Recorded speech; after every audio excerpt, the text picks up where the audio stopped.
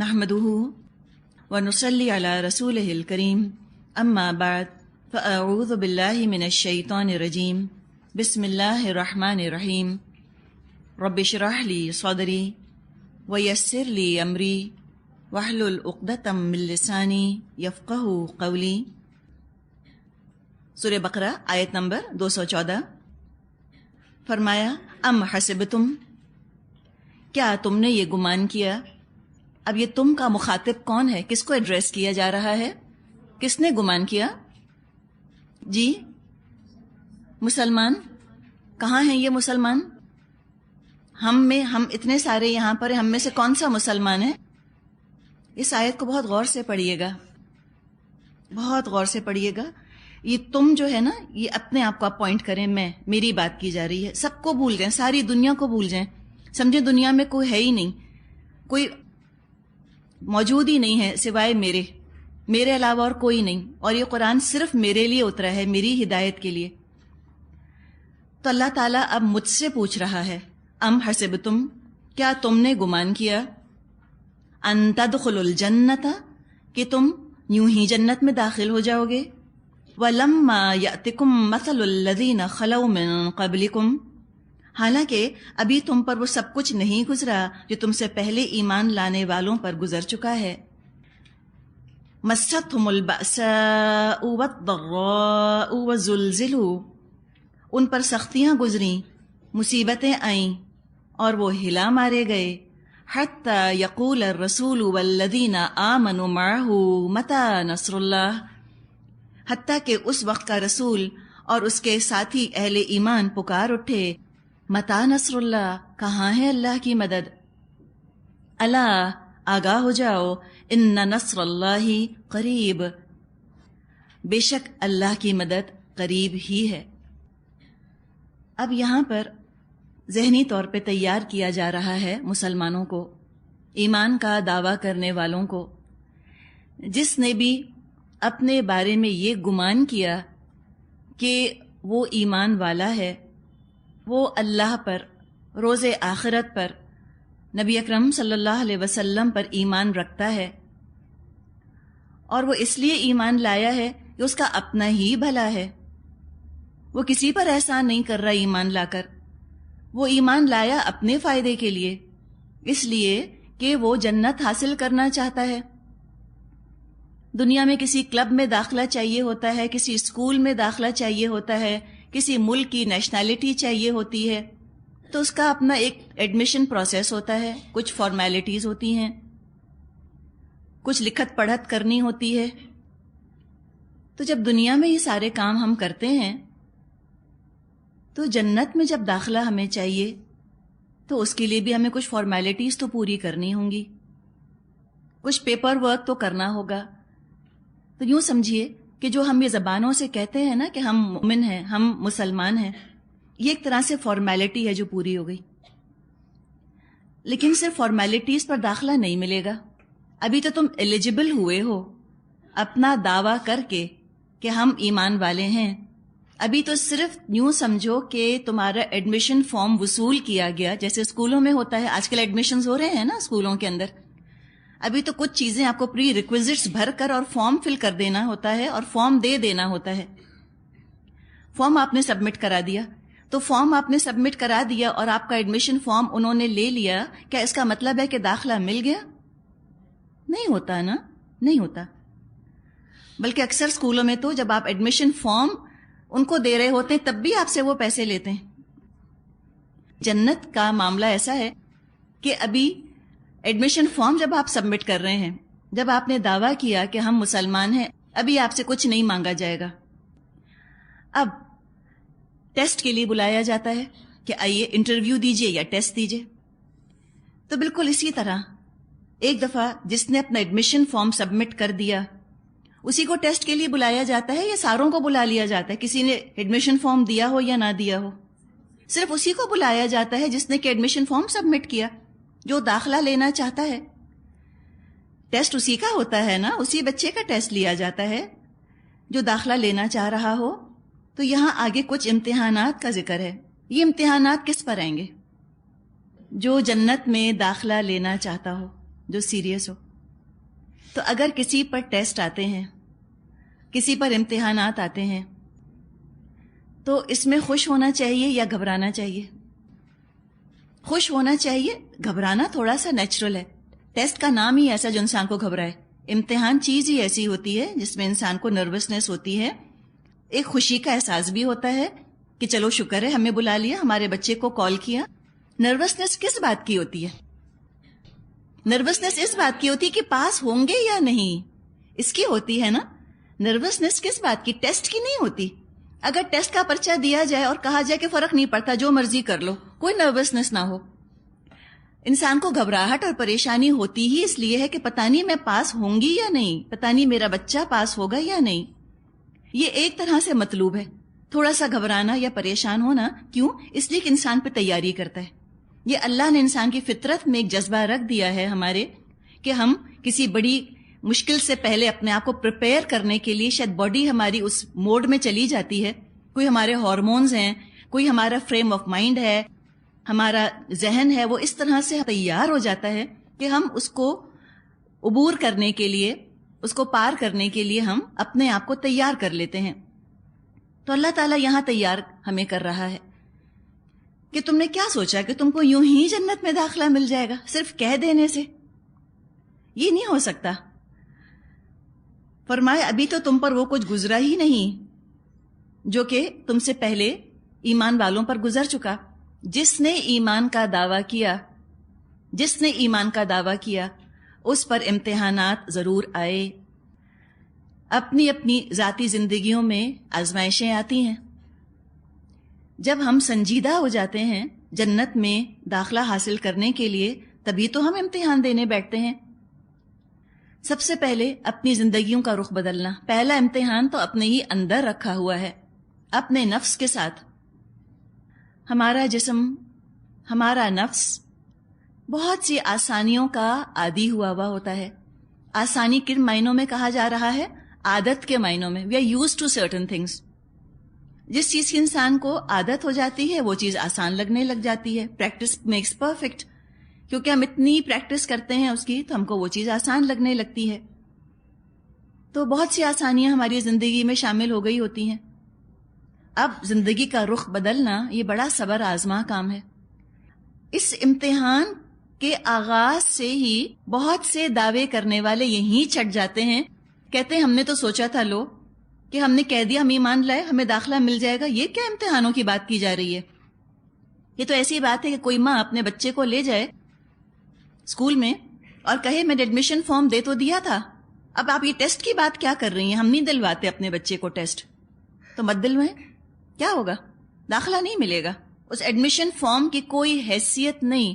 وہ admission form ردی کی ٹوکری میں پھینک دیا جاتا ہے بعد میں کہ یہ بچہ ٹیسٹ کے لیے اپیئر نہیں ہوا، بات ختم. تو اسی طرح ایمان کا وہ دعویٰ جس کے ساتھ امتحان شامل نہ ہو، اللہ کے ہاں ریجیکٹ کر دیا جاتا ہے، رد کر دیا جاتا ہے. کوئی ویلیو نہیں اس کی قیامت کے دن ایسے ایمان کے دعوے کی جس کے ساتھ امتحانات اٹیچ نہ ہوں. تو امتحان تو دینا ہے. اب کیا ہے امتحان؟ جیسے بھی ہم بات کر رہے ہیں، سب سے پہلے تو اپنی ذات ہی کے ساتھ ہم کو سٹرگل کرنی پڑتی ہے، جہاد کرنا پڑتا ہے. بہت سے کام زندگی میں شامل کیے ہوتے ہیں جو غلط ہوتے ہیں، ان کی انسان کو ایڈکشن ہوتی ہے.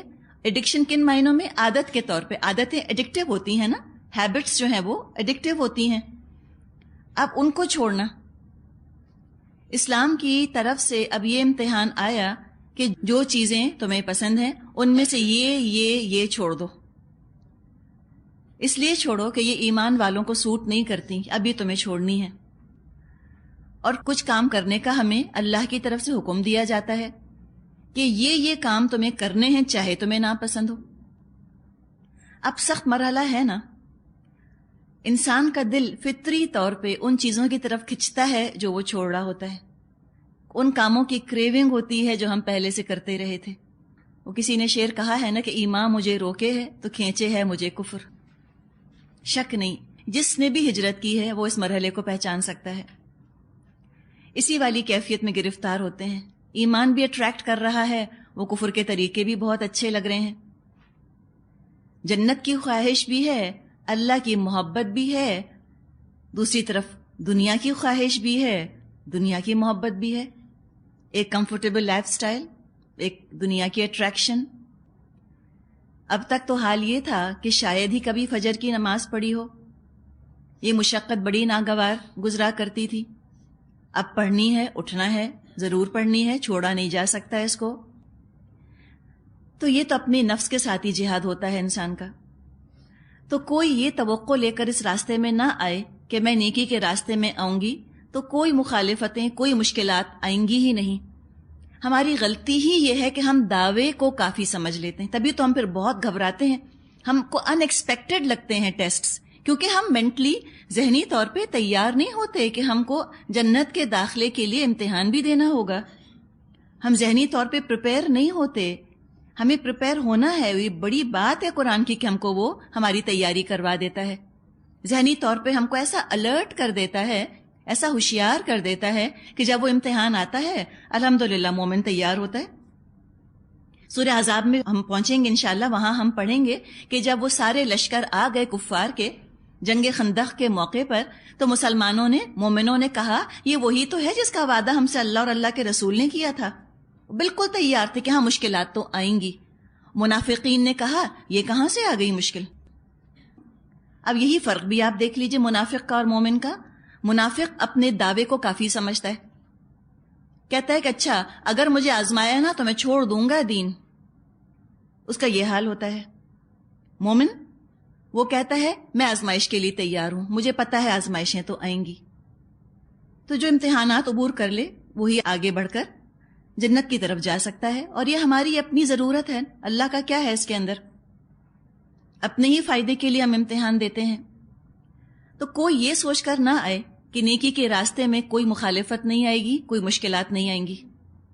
جو یہ سوچ کر آتے ہیں کہ مشکل نہیں آئے گی، ہم نے بڑی بات کی کہ ہم نے دعویٰ کر لیا اسلام کا، یہی کافی ہے ہمارے لیے، اس فریم آف مائنڈ کے ساتھ اگر آتے ہیں وہ الٹے قدموں پچھلی زندگی کی طرف لوٹ جاتے ہیں.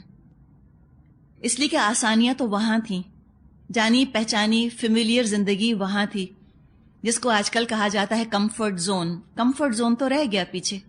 اب تو اجنبیت ہے، اب تو نئی نئی چیزیں ہیں. ایمان والی زندگی میں تو قدم رکھتے ہی بہت ساری چیزیں اجنبی لگنے لگتی ہیں. جب دین کو سب سے پہلے انسان اپنی ذات پر، اپنے جسم پر نافذ کرنا شروع کرتا ہے تو اپنی ذات ہی اجنبی لگنے لگتی ہے. آئینے میں جو تصویر نظر آ رہی ہوتی ہے لگتا ہے یہ میں نہیں ہوں. کبھی آپ ان مردوں کو دیکھیں جن کو واقعی نبی اکرم صلی اللہ علیہ وسلم سے محبت ہے اور ان کی محبت میں آ کر انہوں نے داڑیاں رکھیں. جیسے ایک صاحب تھے، کسی طرح وہ راضی نہ ہوتے تھے داڑھی رکھنے پر. اب بعض دفعہ ایک جملہ ہوتا ہے وہ کسی کی زندگی بدل دیتا ہے. کہیں وہ گئے سعودی عربیہ گئے، وہاں کوئی درس ہو رہا تھا، وہاں کسی صاحب نے درس جو دے رہے تھے انہوں نے بس یہ بات کہی کہ جب ہم مریں گے تو فرشتے سب سے پہلے ہمارا چہرہ ہی تو دیکھیں گے.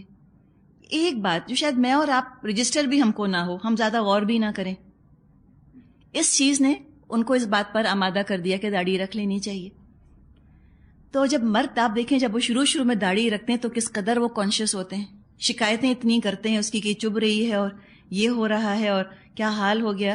اور دیکھنے والے مزید ان چیزوں میں اضافہ کرتے ہیں کہ آپ کی عمر تو 10 سال بڑی لگنے لگ گئی اور آپ تو مولوی لگنے لگ گئے، آپ تو بابا لگنے لگ گئے. پہلے جاتے تھے تو لوگ صاحب کہتے تھے، اب جو حاجی صاحب کہنے لگ گئے. وہ اچھا نہیں لگتا. میں مثال آپ کو دے رہی ہوں نا کہ کس طرح ایک سٹرگل، ایک تو اپنے نفس کو کچل کر یہ کام کیا، ٹھیک ہے. اب جب نفس کو کچلا تو بعض دفعہ انسان اپنے پر زور زبردستی کر کے کوئی کام کرتا ہے لیکن لوگ بہت اپریشیٹ کرتے ہیں، لوگ بڑی تعریفیں کرتے ہیں کہ واہ بہت اچھے لگ رہے ہیں. یہاں تو نفس بھی برا بھلا کہہ رہا ہے تم ذرا اچھے نہیں لگ رہے، سامنے والے بھی اس کو اور ری انفورس کر رہے ہیں، مزید موقت کر رہے ہیں اس احساس کو کہ اچھے نہیں لگ رہے. تو پہلی قربانی کس کی دی؟ انا کی دی نا، انا کی قربانی دی نا. ضروری تو نہیں ہے کہ ہر مرد پر داڑھی بہت سوٹ کرے یا ہر عورت پر حجاب بہت سوٹ کرے، کوئی ضروری نہیں. سب سے پہلے تو اپنا آپ ہی انسان کو اجنبی لگنے لگتا ہے. یہ پہلی آزمائش ہے جو آتی ہے اور گزرنا ہے، کوئی چوائس نہیں ہے اس میں سے گزرے بغیر. پھر جب لوگوں کے سامنے جاتے ہیں لوگوں سے خوف آتا ہے، ان کی نظروں کو فیس نہیں کر سکتے، دل پہلے ہی دھک دھک کرنے لگتا ہے کہ پتہ نہیں اب کس طرح کے رد عمل کا سامنا کرنا ہوگا، کیا ری ایکشن ہم کو فیس کرنا ہوگا. کھلم کھلا مخالفت سے لے کر ترس اور رحم اور حقارت، ڈسڈین اور حیرت، سرپرائز، ہر طرح کے آپ کو مختلف ایموشنل ایک رینبو سے آپ کو واسطہ پڑے گا. طرح طرح کے آپ کو رنگ نظر آئیں گے. پھر اس کو آگے بڑھاتی جائیے، پھر زندگی میں کچھ اور تبدیلی، پھر اجتماعی زندگی میں کچھ تبدیلی. تو بہت آزمائشیں ہیں. لیکن یہ جو بات یہاں فرمائی کہ مستہم البأساء والضراء وزلزلوا، تکلیفیں آئیں، سختیاں آئیں، وہ ہلا مارے گئے، یہ ہوگا کس کے ساتھ؟ کس کے ساتھ ہوگا؟ کون سے والے مومن کے ساتھ ہوگا؟ اس کے ساتھ ہوگا جو ادخلوا فی السلم کافتن والے لوگ ہیں، جو دین میں پورے کے پورے داخل ہو رہے ہیں، ظاہر اور باطن کے ساتھ، ذاتی اور اجتماعی زندگی کے ساتھ، پرسنل سوشل ایسپیکٹ کے ساتھ، فزیکل اسپرچول سینس میں جو داخل ہو رہے ہیں. ان کا جسم بھی مسلمان ہو رہا ہے، ان کی روح بھی مسلمان ہو رہی ہے، ان کا ذہن بھی مسلمان ہو رہا ہے، ان کے حواس، ان کے جذبات، ان کے اعصاب، ہر چیز مسلمان ہو رہے ہیں. تو ان کے ساتھ یہ مشکلات پیش آئیں گی، یہ آزمائشیں آئیں گی. منافق پر یہ آزمائشیں کبھی نہیں آتی، اس لیے کہ وہ تو کبھی داخل ہی نہیں ہوا ہوتا دین میں پورے کا پورا. وہ تو اپنا اسکیپ روٹ کھلا رکھ کر آتا ہے، فرار کا راستہ کھلا رکھ کر آتا ہے. ایک دروازے سے آزمائش آئے گی، وہ دوسرے دروازے سے نکل جائے گا. دیکھیے دروازہ یوں تو بہت کانکریٹ چیز ہے نا دروازہ، لیکن کوئی ہماری زندگیوں میں کوئی دروازے تو نہیں بنے نا ایز سچ. تو مجھے یہ بتائیں کہ جو ہم بات کر رہے ہیں کہ منافق دروازہ کھلا رکھ کر دین میں داخل ہوتا ہے، یہ دروازہ ہے کیا چیز؟ بہانے، ایکسکیوز. اس کو پہچانے، ہم نہیں پہچان پاتے. مجھے کیا پتا چلے گا یہ کیا دروازہ ہے؟ لیکن جب میں دین پر عمل نہ کرنے کے لیے کوئی ایکسکیوز بناؤں گی، کوئی بہانہ بناؤں گی، تو کم از کم میرا ذہن مجھ کو کہے گا تو صحیح کہ یہ تم نے دروازہ کھولا نا بھاگنے کا. ایکسکیوز ہی تو وہ دروازہ ہے جس کے ذریعے سے منافق باہر نکل جاتا ہے کہ ایکسکیوز می، سوری، مجھ سے نہیں ہو سکتا. اب آپ دیکھیں پہلے کیا تھا کہ جس طرح دل چاہتا تھا قرآن پڑھ لیتے تھے، نہ ہا کا پتہ نہ قاف کا پتہ، کچھ نہیں معلوم. ایمان دل میں آیا تو اب سیکھنے سکھانے بیٹھے ہیں نا. جیسے آپ بتائیے، آپ اپنے بچوں کو تیاری ٹیسٹ کی کب کرواتی ہیں؟ جب فون آ جاتا ہے کہ فلاں ڈیٹ کو اپنے بچے کو ٹیسٹ کے لیے لے آئیے گا. چلتے پھرتے ہم بچوں سے کہتے ہیں واٹ از دیٹ کلر، اور بچے نے اگر اس کو بلیک کو کہیں ریڈ کہہ دیا تو ماں کو تو ڈپریشن ہو جاتا ہے. میں آپ کو تیاری کا بتا رہی ہوں کہ جب ہم کو ٹیسٹ کی تیاری کروانی ہوتی ہے کیسے ہم فوکس ہو کے کام کرتے ہیں. ہم کہتے ہیں وہ سرکل والا ڈونٹ کھا لو، ہم کہتے ہیں سرکل بھی سکھا دیا، ڈونٹ کا ڈونٹ کھا لیا بچے نے. اچھا وہ ٹرائنگل والی چیز کھا لو، کہ ٹرائنگل کا ٹرائنگل سکھا دیا بچے کو اور چیز کی چیز کھا لی اس نے. تو مطلب کہنے کا یہ ہے کہ جب ہم کو امتحان میں کامیاب کروانا ہوتا ہے اپنے بچے کو، ہم طریقے ڈھونڈ لیتے ہیں. بات ساری اہمیت کی ہے. کیا بچے نے کھانا چھوڑ دیا؟ نہیں، آپ نے ایک ساتھ سائملٹینیس پروسیجر چل رہا ہوتا ہے. ساتھ آپ اس کو کامیاب کروانا چاہ رہی ہوتی ہیں اور دنیا بھی اس کی چل رہی ہوتی جیسے چلتی ہے. تو اسی طرح آخرت کا حصول بھی ایسا ہی ہے. اس کو دنیا کی چیزوں کے ساتھ ریلیٹ کروا کے اور آخرت کی یاد دلوا دیں، اور ساتھ آخرت کی تیاری بھی ہوتی چلی جائے گی. کوئی الگ سے زندگی میں وقت تھوڑی نکالنا ہے آخرت کی تیاری کا. اسی طرح اٹھتے بیٹھتے، آتے جاتے، کھاتے پیتے ہمیں اپنی آخرت کی تیاری کرنی ہے. تو اب یہ جو ہم بات کر رہے ہیں، ہم ٹیسٹ کی تیاری کراتے ہیں جب ٹیلی فون آ جائے اسکول سے یا لیٹر آ جائے کہ آپ کے بچے کا فلاں ڈیٹ کو ٹیسٹ ہے.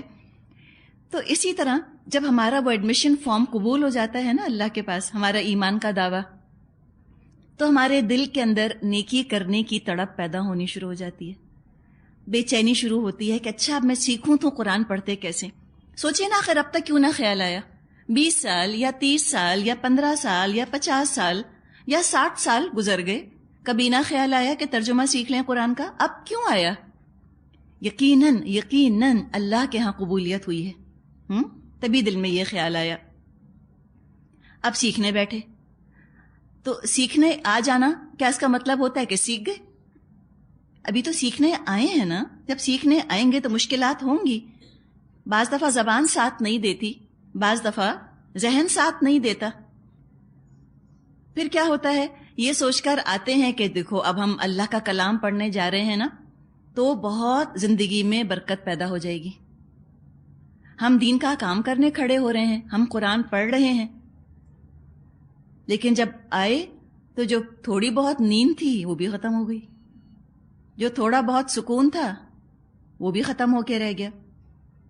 ہم تو سمجھتے تھے کہ یہاں ہم اسلام کا نام لیں گے، یہاں ہم اللہ کا کلام سمجھنے کا ارادہ کریں گے، اور وہاں فوراً کی فوراً اللہ کی مدد کھڑی ہو جائے گی آ کر، اور ہم ہاتھ پاؤں مارے بغیر کنارے پر پہنچ جائیں گے.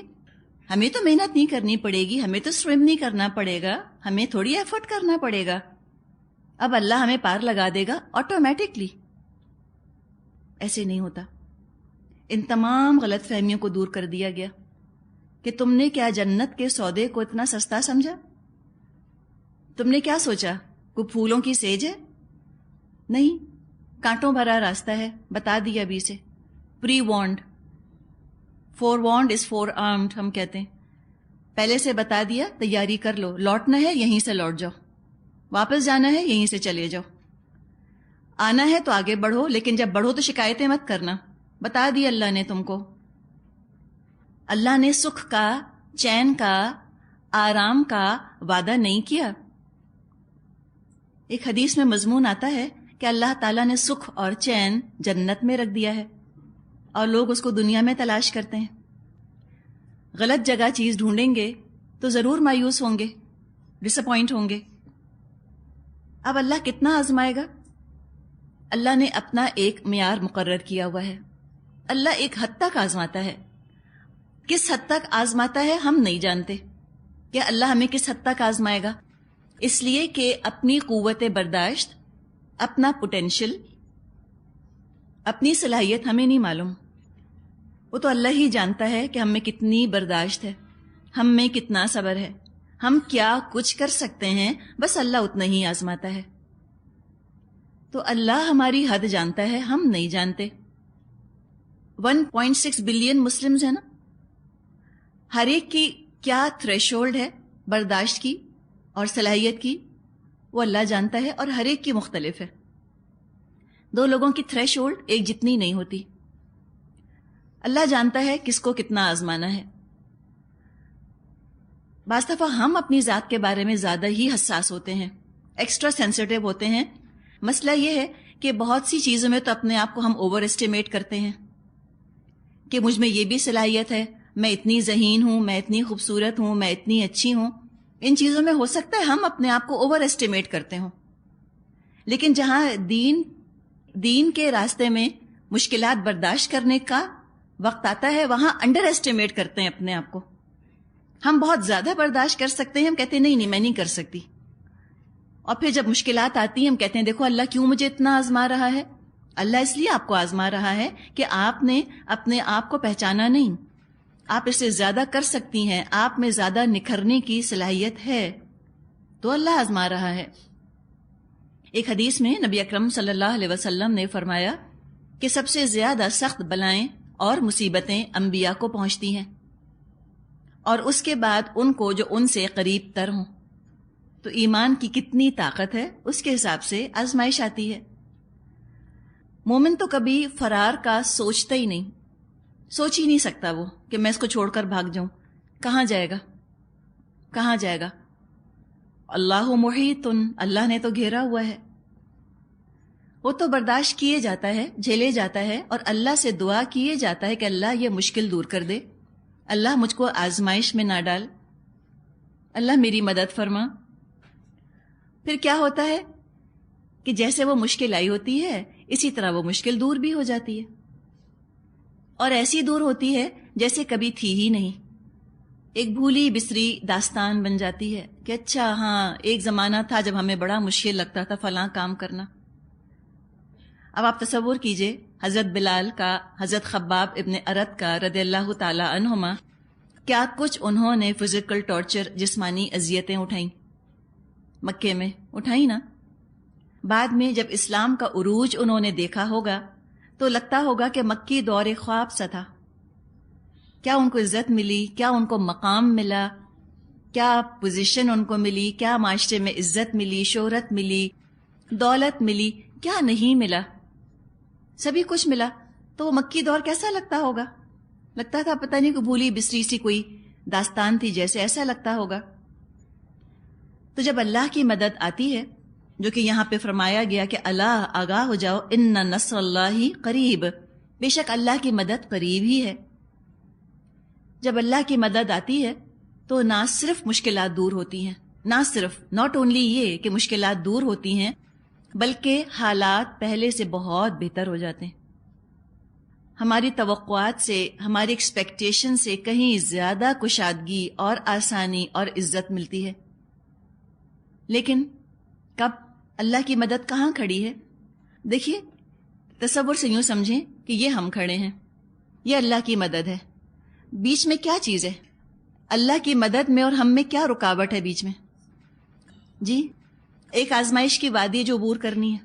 بس آپ نے عبور کی, اللہ ان نصر اللہ قریب, بے شک اللہ کی مدد قریب ہے.